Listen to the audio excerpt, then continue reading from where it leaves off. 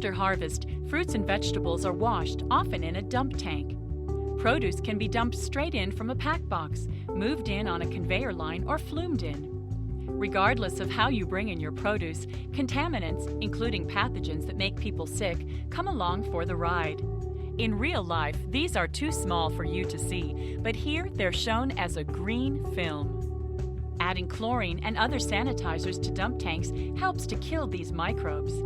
However, even with sanitizers, the dump tank can spread contamination from a single item to an entire batch. What keeps chlorine from working? When you add chlorine to water, it starts out as free chlorine, chlorine that is available to kill pathogens. As the water gets dirtier, chlorine attaches to dirt and plant materials.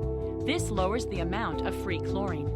The total chlorine measurement may still be high, but not all of this chlorine is free to do its job. The perfect level of free chlorine depends on your product, somewhere between 25 parts per million and 200 parts per million. Another problem comes from the acidity, or pH, of the water. When you add chlorine to water, it can take two different forms. When the pH is too high, you get a version that is bad at killing microbes because it's hard for the useful chlorine to form. When pH is too low, you also get a version that is not very good at killing microbes.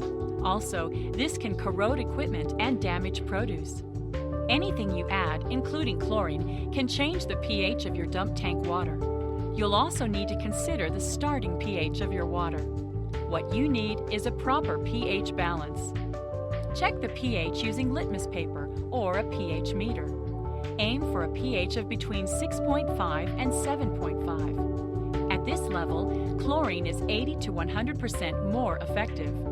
If you need to adjust the pH of your dump tank, you can add something to adjust the pH, such as citric acid or base. Since chlorine and pH will change throughout the day, it is important to test your dump tank on a schedule. This may be once per hour or 4 times per day. It depends on your operation. And whenever you see materials piling up in the tank, make sure you've checked chlorine and pH recently. It's also a sign you need to dump the water and clean the tank. Remember, a dump tank can be a major source of contamination if you're not careful. If you keep your chlorine and pH levels on target, you'll reduce the spread of pathogens down the line and help keep consumers safe.